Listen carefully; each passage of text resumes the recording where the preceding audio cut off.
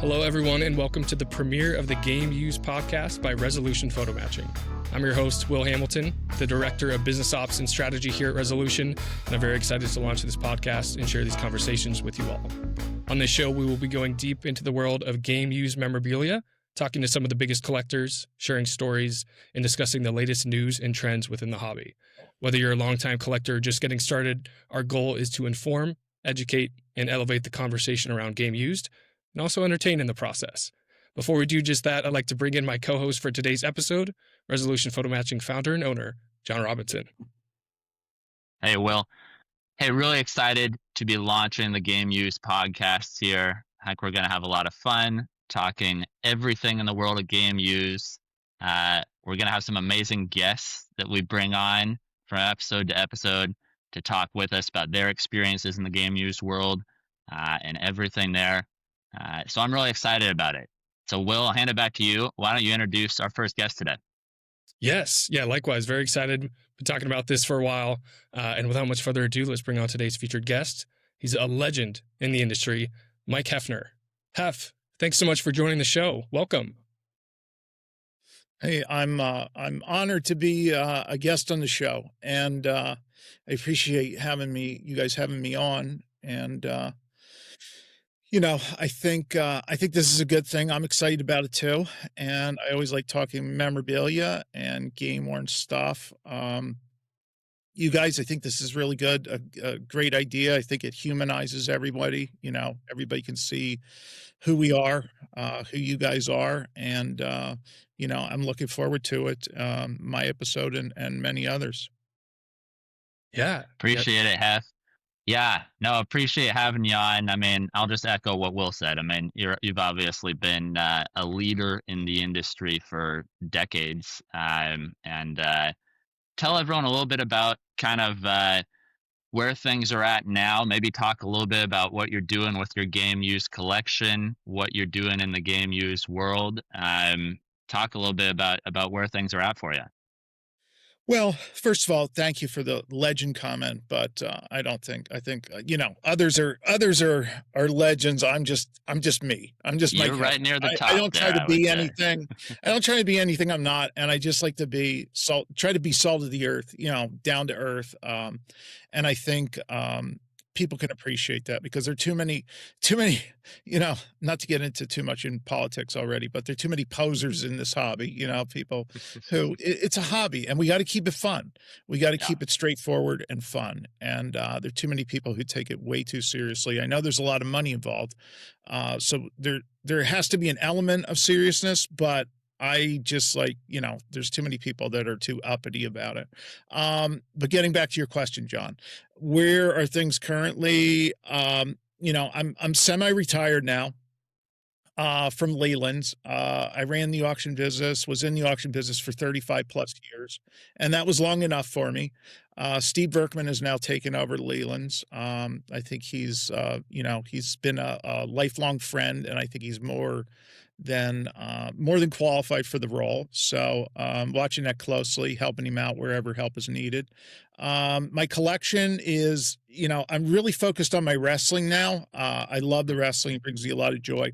But, I'm also focused on my game use stuff, my bats. I have a little bit of everything. And, sort of like I look at my collection like a timeline of baseball history. I have stuff dating back to the 1860s, and I have stuff going up to current guys like Ohtani.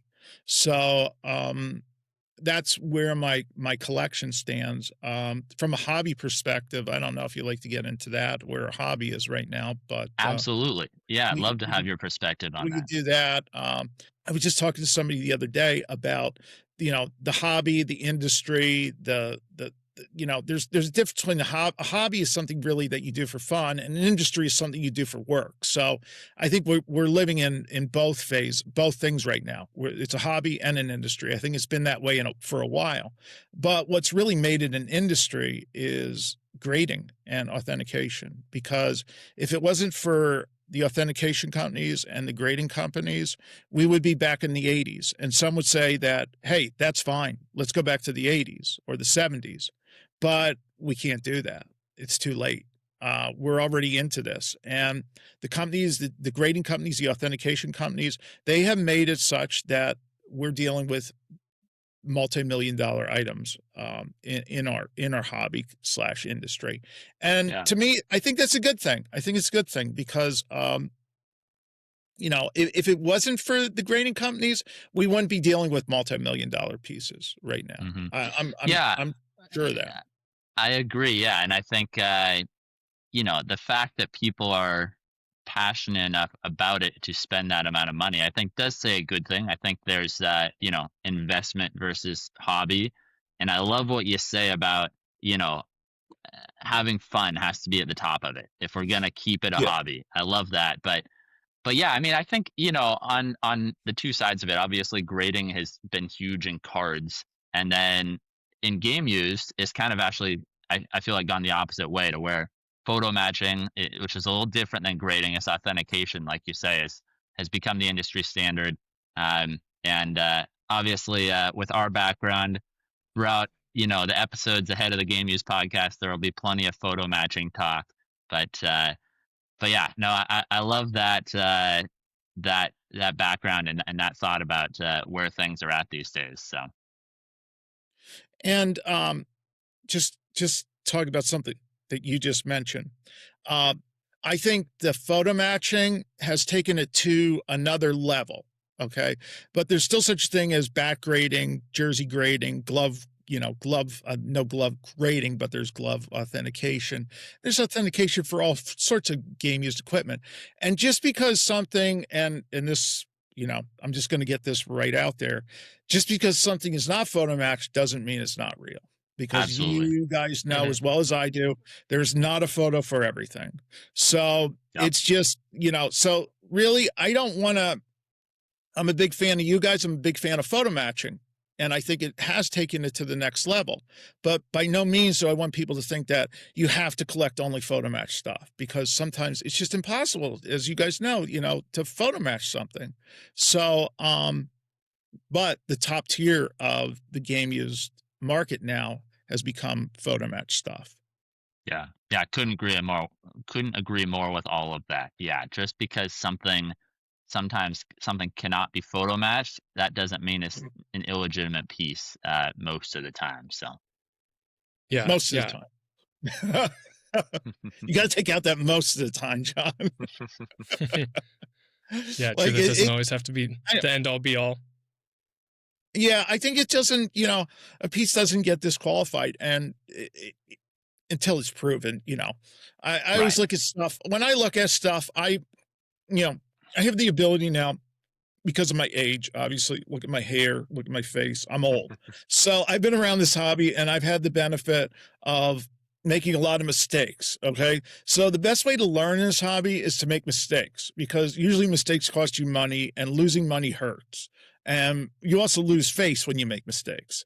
So I've had the benefit of making those mistakes, and those mistakes have taught me to have they I have an inherent instinct now for making all those mistakes, whether something's real or it's fake. And you know, usually my instincts are really good. I'd like to think they are. But just because my first instinct is that it's fake doesn't mean I have to I still have to do my due diligence and do the research and make sure, because there have been pieces already that my first instinct is it's no good. And then I go back to it and I revisit it and find an exemplar and realize that, hey, it is good. Yeah. Well, and that's one of the things that, you're known in the industry as something where like all of or many of the top collectors go to you when they are on the fence about buying something. They'll check with Hef and say, "Hey, what do you think? Is this good?" Obviously they'll send things to photo matching, um but I know a lot of people have told me, "Hey, that's the person I want to check with just to get their thoughts on it." So that, I mean, that speaks a lot to your background. Well, that's good to know. I'm thankful for that, and everyone that does put trust in me, because it's an honor to deal with these people and to deal with these things. So these are pieces of history, and like before, they're pieces that we love. And I spent my entire life doing this. Basically, Yeah. from the time I was 12 until now. I'm 56, so it's a long time. Yeah, well, building off of that, obviously you have a wealth of experience, and we appreciate being able to use you as a resource, and specifically with our debut of the Resolution Photomatching Advisory Board that we released a few weeks back. You and Marshall Fogel are one of our founding members, along with a couple other great leaders in the industry, in the hobby, and really informing our decisions to use as a resource whenever we have big decisions to make, and of course make sure that our clients and the hobby comes first. Could you speak a little bit as to why you wanted to join and what you see with Resolution? Well, I think I think there needs to be more back and forth, and there needs to be more teams involved in the hobby, because there's too many cases where authenticators or graders it's just one person looking at something or one person making a decision. And I think it needs to be more than that. I know a couple authentication firms do use teams, a couple don't. And I think it's much better. And I commend you guys for reaching out to all of us to bring us on board when you make those decisions, to confide in others, because sometimes you'll be spot on and sometimes Yeah. you'll be wrong. And let's And clarify too, this is for strategic decisions. You guys yes, and the advisory board aren't making research yes, decisions. yes, I We're want doing no the part of that. research. No part of that. That I want to, yeah, stay out of. One, because it's conflict of interest for me, because I submit stuff to you guys, and two, because I don't want the liability. So I stay out of that. I got out of the auction company because I didn't want, partially because I didn't want the liability anymore, because, Hmm. it is 2000 and going to be 2026, and things have changed since the 80s. But yeah, having us there to run things by, I think it's already, you guys have been doing a good job of getting the questions to us from the strategic standpoint, and I think it's worked out well so far. And I think you guys have made some decisions already based on the input from the advisory board. We have, absolutely. We've just rolled out. This will be last week from the time this comes out, but the resolution announcement week with a new pricing structure for resolution, a new membership program, and some other things we're really excited about. None more than the Game Use podcast, and we Yeah. don't want to spend too much time on resolution, so let me shift it to something else. Hef, you touched a little bit. You started in the hobby when you were 12 years old, and I'm guessing, like most collectors, you started with cards, but we're not here to talk about cards today. This is the Game Use podcast. Tell us about the first game use piece that you acquired. Kind of tell us the story of how that came to be, and what got you excited about game use. Well, I didn't read any of the notes that Will sent to me about what we'd be talking about, so I like to ad lib everything. This is Um, off the Absolutely. cuff. I can make up a story here, but I'm not going to do that. I honestly don't remember the first Okay. game use piece I bought. Let me think a little bit. I mean, I did start with cards. That's what I did start with. Like opening packs, and then about 19. Actually, it's not since I was 12 years old. I mean, I think 12 years old is the first time I sold something, but 1979 was the first. It was the first Beckett price guide. The big thick price Mhm. guide came out, the first one ever in 1979, and I discovered that shortly after it came out, and I realized that, hey, there's a value. I can look up my cards and see what they're worth in here. Before that, there was really no place to go to find a value. We didn't have internet. You could make a call to a veteran collector, but at 10 years old, 11 years old, I didn't really know any of those guys either. So that was a huge resource for me. I'm still trying to think as I'm talking about the first game use piece I bought. Yeah, because game use, I it became a thing in what, the late 80s? I mean, this was a little before my time, Yeah, but I mean, we're talking about early '80s right now, but okay.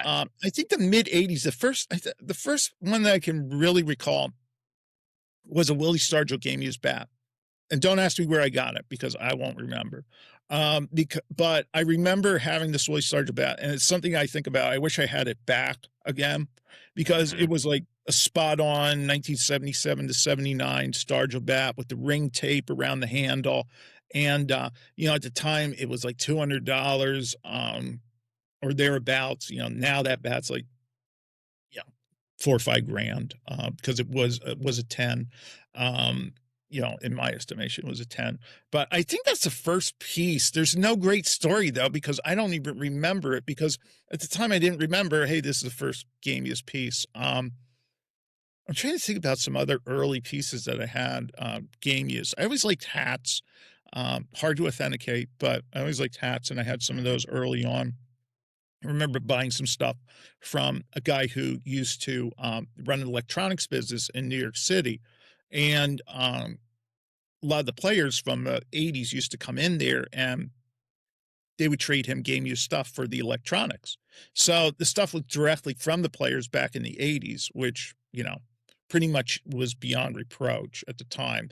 Players weren't even really faking their stuff. So Now, yeah, I mean, maybe tell us a little bit about, because I mean, I think you were there when it happened, and probably a lot of our viewers were not. Some were, but kind of the start of game use, because I think it wasn't a thing at first, and then you obviously, you can talk a little bit too about, you were involved with Leland's from the time I think you were very young, right? And yes, yes.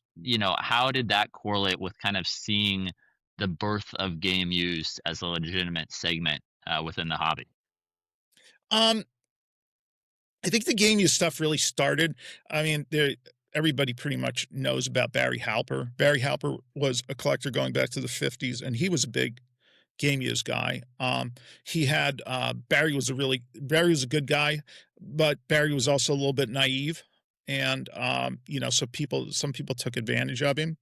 Um, so I mean, he was the first really huge game use collector. And I remember going to his house. It was literally like a museum. He lived in New Jersey, but I went to his house during maybe the late part of the '80s, and you can look back at old there's photos of his collection and stuff. But he used to have a one of those revolving laundry things with all his uniforms on, and he had hundreds and hundreds of uniforms on it.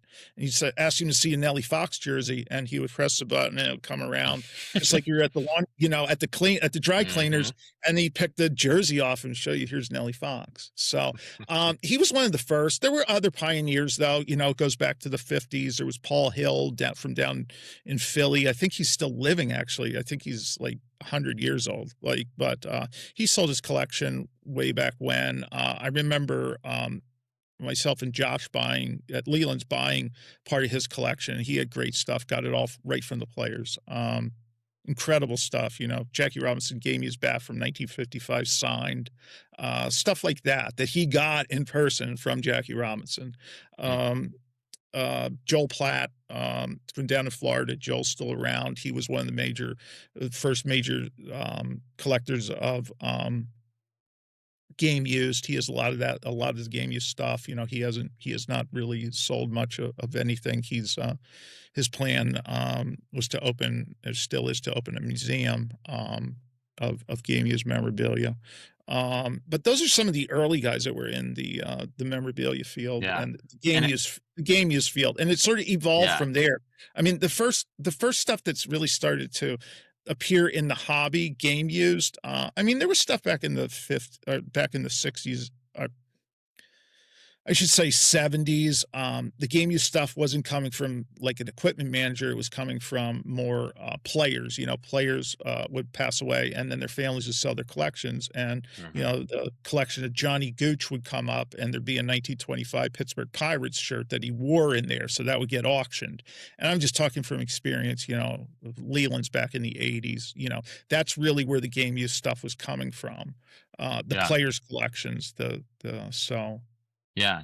And of course, we got to mention Marshall Fogel as well, right? He was pretty early in the Yeah. game use too, wasn't it?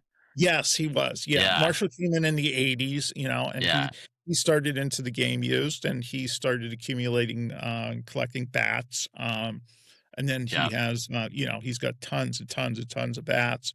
Um, and he Yeah, has another. some jerseys, Yeah, not as many jerseys as he has bats. So, but Marshall was one of the early guys. But Marshall was an '80s guy, sort of like me. He came in mhm. around the same time that I did with the game use stuff, and Another it. another proud member of the Resolution Advisory Yes, Board, yes, founding member yes, with Mhm. you. But yes. you Marshall has mentioned, yeah. yeah, you mentioned, and then we'll get back to you. I want to get to your questions as well, but I wanted to jump in on one other thing you said, Hef, was uh, you touched on Josh Evans, Yes. who from the beginning came in with to run Leland's. Talk a little bit about any good Josh stories. I mean, I'm sure you could go all Oh, day on this, oh, there's so but many. talk a little There's bit so many. about the legacy and the legend of Josh Evans. There's so many. Josh and I had a terrific relationship. It stretched over a period of 30 years. And I credit him with, and you can ask Marshall too. He really did popularize memorabilia. The first auction house that dealt with memorabilia, the first memorabilia auction house, Leland's. One of the first that dealt in game used also. The only other ones back around that time were not full-time sports auction houses. They were Sotheby's would get into it once in a while if they had a big collection, and Christie's also. But Leland's was the first major sports memorabilia auction house. So Josh was a hobby pioneer. I'm second generation. I'm not, on that ground level. But I knew Josh when he, basically first started or thereabouts, a little bit before he first started the auction company. So, I think his contributions were vast, and I have lots of good stories. Maybe on another episode we could share some. I got to think of some good ones, some of the best, because there are hundreds of them in my mind. I just can't I can't think of a good one to really talk about, other than him just teaching me what I know, and then I expanded on it myself. And it was funny because Josh with the game worn stuff, he was very knowledgeable, and he had a good eye, obviously, very good eye, very good instincts. But I, he was not, he was more into the programs, the tickets, the memorabilia, the 19th century stuff. And when I got in, I sort of gravitated towards the game stuff. So it ended up, Josh knew much more than me about the programs and the statues and things like that. But I gradually learned and got to know more than he did about the game use stuff. So we complemented each other well, because he didn't really, it's not that he didn't care about the game use stuff. He just liked the other stuff better. And I liked the game worn better. So it was an interesting dynamic there, because I ended up gravitating towards the game use stuff and specialized in it. So we could teach each other about both fields. Yeah. Yeah, no, perfect compliment there.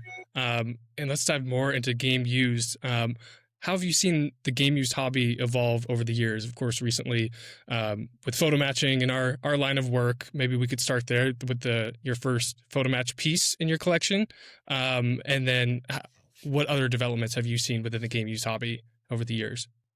We used to have a lot of Josh loved photos. I love photos, and we used to have a pretty vast collection of photos in the office. So before photo match was even a term, um, I realized that this was going to be something. I used to look for the photos and sometimes you could find them, especially if it was a player's collection, and then the player would also have numerous photos, and you could match things up. Obviously, it's become much more sophisticated now. There's many more resources, but so I don't remember my first piece of photo match. I really Maybe a don't. favorite one. How about a favorite? Yeah. A favorite piece of photo match? See, this is really hard because there's so many things. There's just so many things that I have that I love. I don't know. We have to get back to that. We'll I come back don't. to it. We'll come back Yeah, to it. we'll have to come back to it. But I really like I was saying before, the way that it the way that the game use stuff evolved is at first it was just based on people's opinions of, is this Mhm. game used, bat, this jersey, this hat, and then it went to companies starting up to authenticate game use stuff. Gray Flannel was one of the first ones in. Gray Flannel started to, get a name, make a name for themselves, authenticating memorabilia, and then PSA got into the mix, authenticating bats. So gradually got to the point where you guys are now, that stuff is getting photo matched. So it made that progression, and now it's really hard. I have jerseys in my collection that I don't have graded or photo matched, but I love them and I know that they're real. And some of it's just my laziness; I just haven't had it done yet. But you know, it used to be, can you imagine the day where there was no grading of jerseys or bats or anything, and you had to basically go on your own knowledge? I mean, that or someone else's knowledge, and pick up the telephone and talk to them. See, kids can't, or people even in their 30s can't even comprehend that. Um, just like they can't comprehend having no cell phones, because there are just so many resources now that, Yeah. and having the resources is good, because I see a lot less fakes out there, being sent in to auction companies, being sold at shows, because the people who the people who are selling them, there's some people out there who knowingly sell them. Some people out there who unknowingly sell fakes, but it's gotten, we weeded a lot of that out of the industry. Not nearly as much as there used to be, because there Yeah. used to be people that were just manufacturing fake jerseys, and that's not the case anymore. Yeah.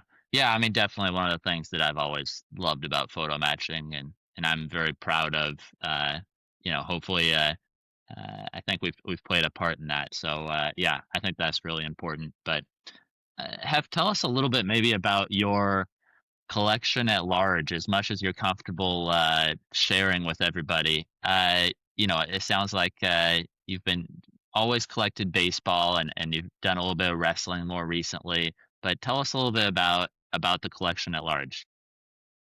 Well, it's really vast, and it's overwhelmed my entire household, because I went from having a household of one to a household of three, or a four with me. So I've had to move a lot of my stuff, transplanted it to my basement. So I have, you know, so many. I mean, I would go chronologically, because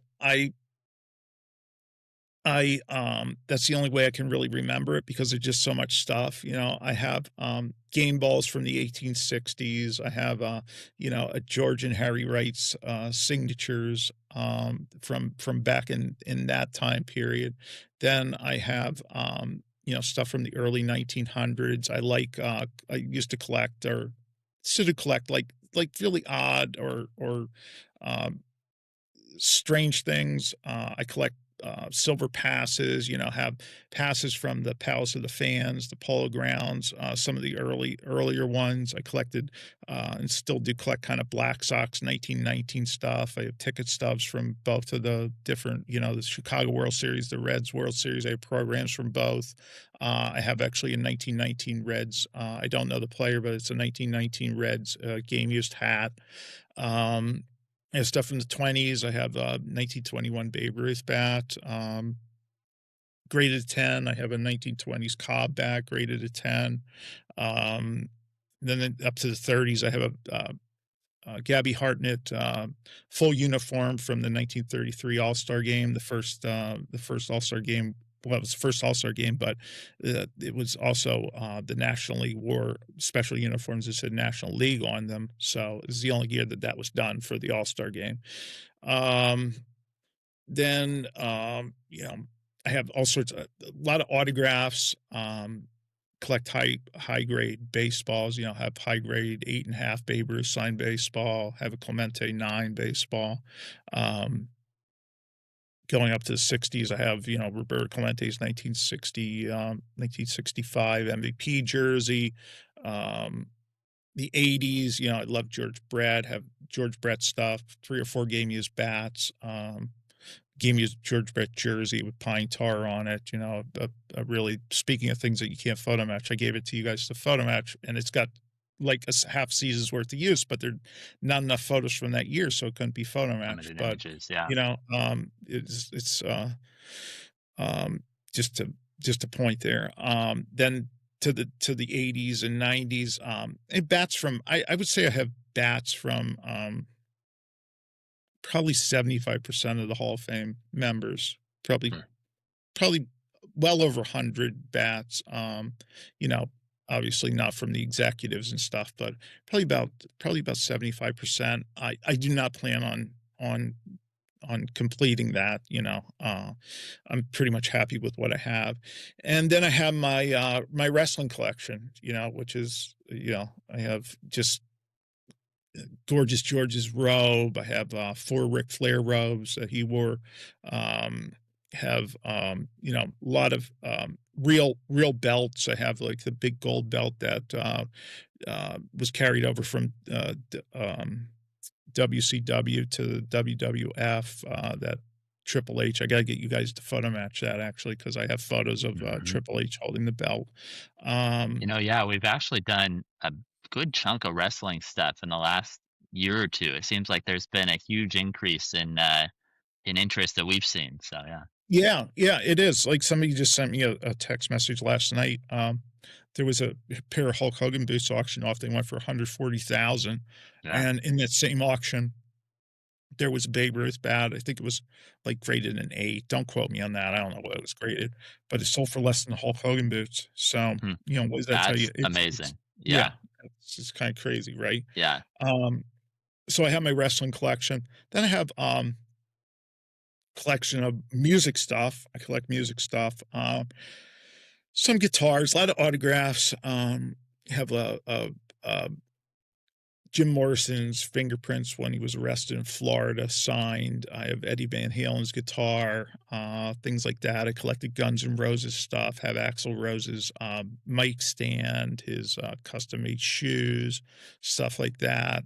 Um, and I collect other non-sports stuff also. So Yeah. So you mentioned the one of the items we worked on for you that wasn't able to be photo matched or res matched, the George Brett jersey. We got to talk about some of the ones that were. A couple that stand out to me are your Pete Rose jersey. We res matched it to multiple games. I think was it 1980? yes, I think it's a yes, 1980 yes. jersey. So 1980, yeah. kind of, yeah, a little later in his career, but second half, and then the Catfish Hunter jersey that we res matched. I think it was 1978, and we res matched the Yes, '78 playoffs. I yes, love when we yeah. can have something that maybe going in we don't know when it was used, and then you end up finding playoff games or something like that. So if you're asking me, some of my favorite Mike Heffner res matched items, those would be top two on my list, I think. Wow. Okay. I do, I still have both of those. And you know, I like that 100 jersey and there's one like that jersey was used in 78. I don't know if you guys looked at the World Series or not, or maybe there weren't Well, we photos, look at but everything. Yeah, okay. All right. yeah. Come on, But Heff, you know that.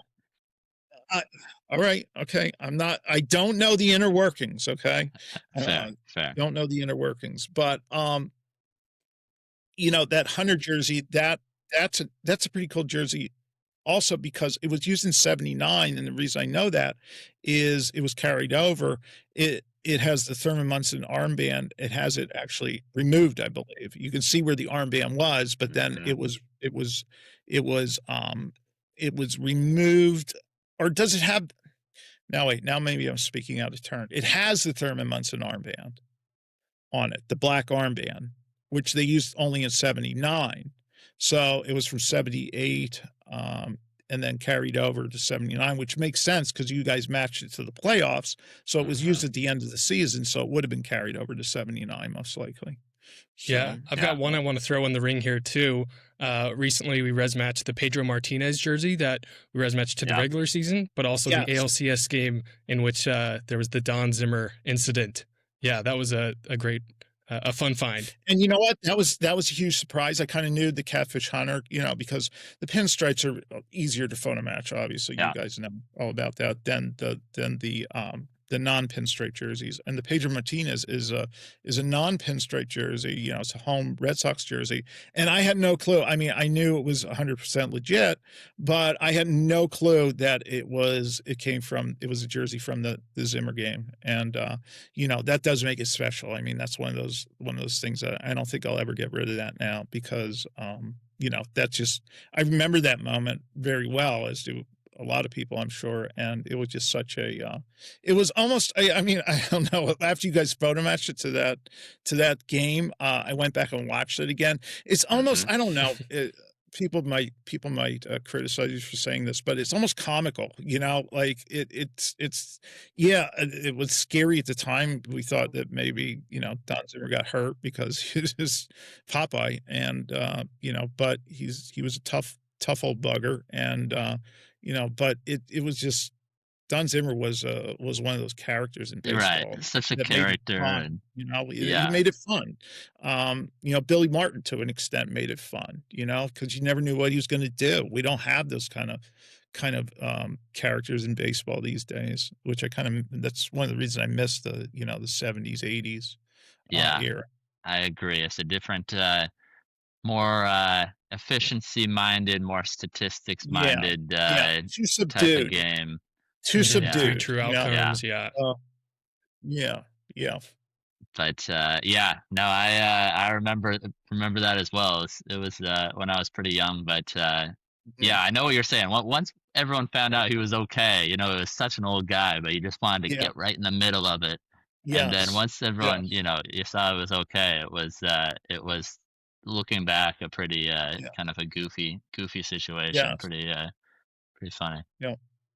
Yeah. Well, obviously, there's a wide range of game use memorabilia and value in the hobby, right? We're talking millions, multi millions of dollars on the higher spectrum, but of course, there's plenty available that are more Yeah. reachable for more people, especially those just getting into the hobby.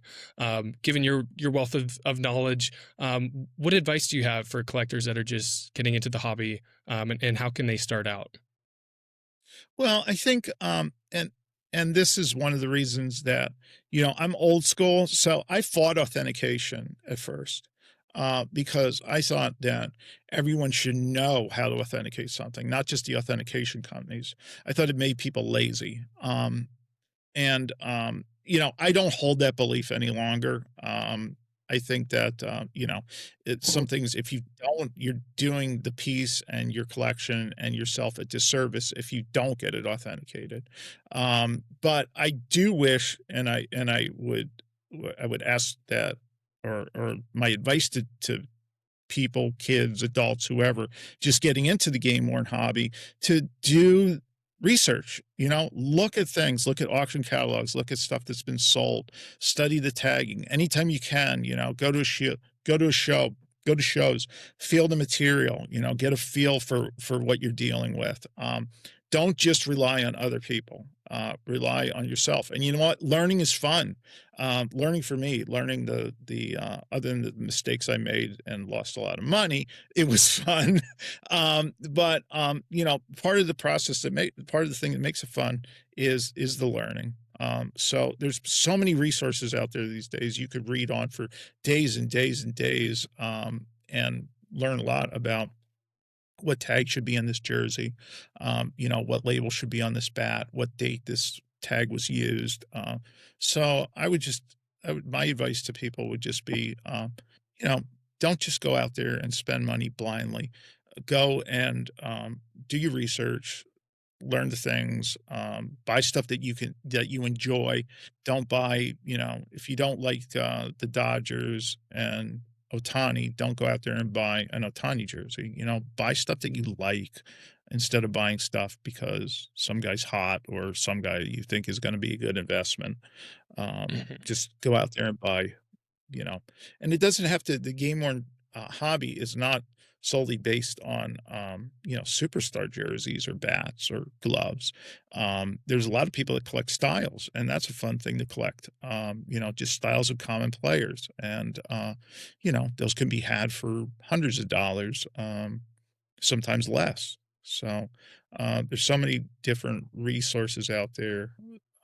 So I just think that people need to educate themselves and, um, Yeah. still utilize the grading and authentication companies, but also know a little bit about the stuff. Yeah. Yeah. Absolutely. Couldn't agree more. Yeah. Learning about it. And, for me, I know got into it in the 2000s. That was when I started. And, I was 12, 13 years old or something when I started collecting game used. I collected cards since I was 3 years old and didn't even know game used was a thing. But 3 years, Sean? 3 years old? Come I think on. so. I think so. 3 years. I don't know if I knew I was collecting it, Yeah. but I Alright. started a binder, and maybe my dad helped me start a binder, probably about 3 years old. Okay. Yeah, All but right, we're gonna have to check on that. We're gonna have to fact fact check checking me, that. huh? Yeah, 3 se sometimes I I'll embellish tell and say you. I started when I was 5 because that's when I remember. I don't remember opening my first pack when I was 5, but I'll tell you, and it wouldn't have been a pack. I think my parents, found me loose cards or something. But I have a distinct memory, and I think I was probably about 3. And I hate to talk about this on the Game Use podcast because it is card related.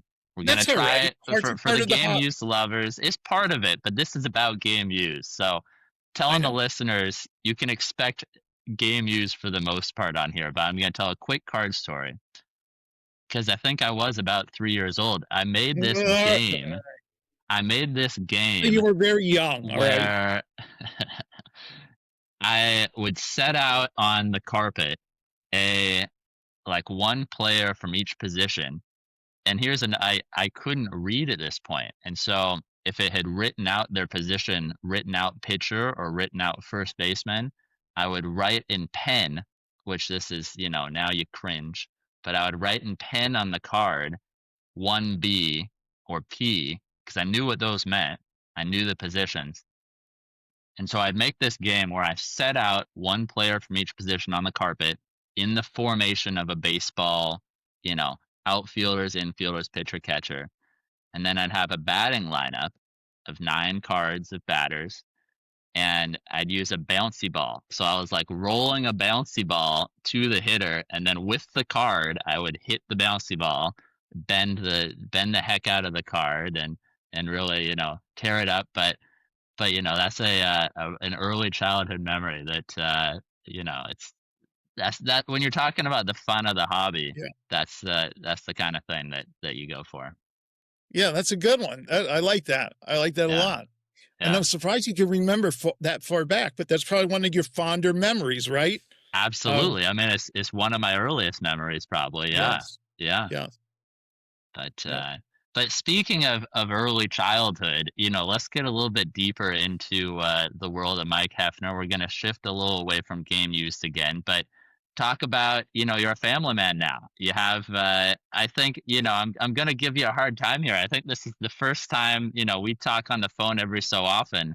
This might be the first time I've been on a call with you that there hasn't been a crying baby in the background. Well, there And are upstairs. There are upstairs, and we might have to cut this because I do have to stop around Yeah, 12. but tell But us a little bit about your life now and how you're enjoying the family life. well, I have 2, I'm an old guy, and I have 2 small children. Owen's gonna be 3. Owen, wrestling, Owen Hart. That's sort of where that name came from. Nora, who's my daughter, she's gonna be 9 months old, but she was born on, and this was purely coincidence, 316, March 16th, Steve Austin, 316. Stone Cold, the wrestling people will get that. They'll understand it. I see you guys aren't really into the wrestling, but that's all I'll right. be honest, I'm not a huge wrestling guy, but I'm sure there's going But to be a lot of listeners that are connecting with yeah, you on that one. yeah. Yeah. So yeah, Nora was born on 316, which is really cool. Um, So the kids, I took Owen to, I think when he was really small, but we ran down to the Philly show this weekend, and I took Owen along. So that was his first experience where he knew he was at a show. And I got to tell you, it was, I know this is game use, but we went down to the show, and he was sleeping in the car. I got him out, put him in his stroller, was sleeping. He wakes up in the middle of the show, doesn't know where the hell he's at, starts screaming and yelling. I take him out of the stroller. He's rolling around on the floor, at the show. And I'm like, wow, this is this is not good. But it's somebody actually gave him a Michael Jordan card, let him pick cards. He got a Michael Jordan card.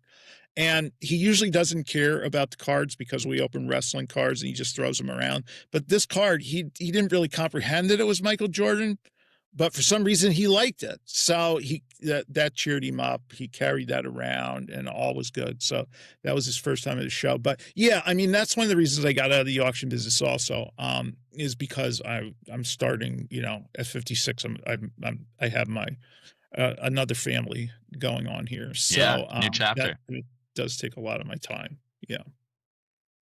Very cool. And you got to be still buying a piece here and there, right? You got to keep yourself busy a little bit. Yeah. I mean, I'm buying too much, buying too much. I just bought a collection of wrestling negatives, which 20,000 of them. So every time I go to try to take a look at them, you got to put them on a light board to look at them. Owen comes over and starts taking them off the light board, throwing them around. So, there are very few times, which I'm not complaining about it. I'm just explaining it to people that don't have kids, that, it's hard to enjoy this hobby when the kids are that small. But my hopes and dreams are that Owen will, be a collector when he grows up. If he's not, that's perfectly fine with me.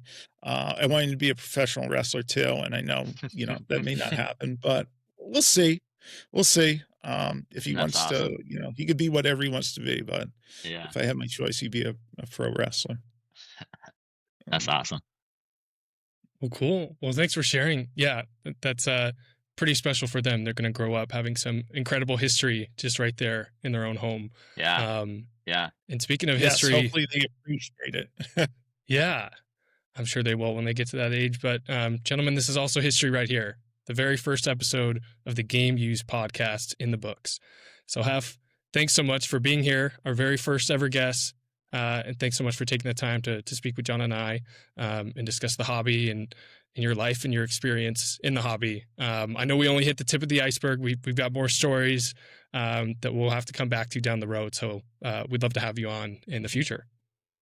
Oh, I'd love to come back. You're right. We didn't really get into a whole lot, but there was a good overview there that we covered. So I would love to come back anytime and really talk about some specifics and get into the whole the whole photo matching thing, and maybe show some of the things that you guys have done for me. So yeah, well, we'd obviously love to have you back when the time is right, and I'm sure that'll happen sometime soon down the road. But thank you very much, Heff. It's been a lot of fun talking to you today. All right. Thank you, guys. You have a good one. You too. All right. You too, Heff. Take care. Bye. All right. And John, thanks for being my co-pilot today. And I look forward to doing this again with you soon. Yeah, it was a lot of fun. First one in the books here, and a lot more coming up, I'm sure. Absolutely. Well, this has been the debut of the Game Use podcast by Resolution Photomatching. Resolution is the leader in game use authentication thanks to the most thorough research process in the industry. Our ResMatch confirms that your piece of memorabilia is both identical and truly one of a kind, connecting it to its exact moment in history. Discover why our authentication adds the most value and request a quote today at resolutionphotomatching.com. Well, thanks everyone for listening. Don't miss anything by following the Game Use podcast across our social channels, YouTube, and wherever you get your podcasts for more episodes of the Game Use podcast by Resolution Photomatching. Stay tuned and we'll be back soon.